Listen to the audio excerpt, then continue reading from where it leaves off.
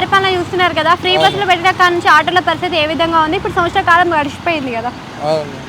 ఇప్పుడు ఏముంది చూడు, ఫ్రీ బస్సులు చేస్తున్నారు, మళ్ళీ డిస్ట్రిక్ట్ బండిలు పోవమంటున్నాడు ఇక్కడ నుంచి. ఇప్పుడు డిస్ట్రిక్ట్ బండిలు వాళ్ళకు బస్ ఫ్రీ ఉండే ఎవరు ఎక్కుతారమ్మా మీరు చెప్పండి? డిస్ట్రిక్ట్ వాళ్ళు అందరు ఇక్కడ వచ్చినారు లేదు, అందరూ సిటీలోనే నడిపిస్తున్నారు బండిలు. మళ్ళీ ఇక్కడ నుంచి పోమంటే అక్కడ ఎవరు ఎక్కలేరు, డిస్ట్రిక్ట్ వాళ్ళకు కూడా కష్టం కదమ్మా. అంటే ఇప్పుడు ఫ్రీ బస్ ఒకదాని వల్లనే మీకు దెబ్బ పడ్డదా? ర్యాపిడో, ఓలో ఇవన్నీ కూడా ఉన్నాయి అది అన్నితోనే దెబ్బ పడింది. ర్యాపిడో, ఊబర్, ఓలాతోని మాకు ఇది ఏం లేదు మేడం.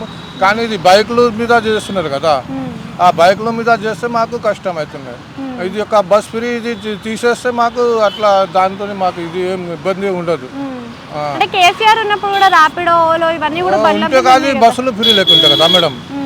అందుకోసం బస్సులో ఫ్రీ లేకుంటాయి. నాకు తెలుగు మొత్తం హిందీలో అయితే ఇప్పుడు సంవత్సరానికి 12,000 ఇస్తారా ఆటో డ్రైవర్ కి? మరి ఇస్తుండ ఒక మాట చెప్పాలి అమ్మా, ఇప్పుడు రేవంత్ రెడ్డి సార్ వచ్చి ఎన్ని సంవత్సరాలు, ఎన్ని నెలలు అయినా 20 నెలలు అయినాయి. 20 నెలల నుంచి ఇప్పుడు దాకా ఎవరికైనా ఏమైనా వేసినారు? ఏ ఆటో అయినా వేసినారు? ఏమన్నా అడగండి. మళ్ళీ ఆటో వాళ్ళకే ఇంకా అది చేస్తున్నారు, కానీ ఆటో వాళ్ళకి ఇది ఎవరు చూస్తలేరు మేడం. అవాం కూడా చూస్తలేరు, నేతలు కూడా చూస్తలేరు, ఎవరు చూస్తలేరు. మేము ఎక్కడ పోవాలి ఇప్పుడు? మేము చెప్పుకోవాలి అంటే మాకు కూడా కష్టం ఉంటుంది కదా మనం. ఇప్పుడు రెంట్ బండి మాకు, ఇప్పుడు రెంట్ బండి రెంట్ తీయాలి, ఇల్లు తీయాలి, అన్నీ ఉంటుంది మాకు.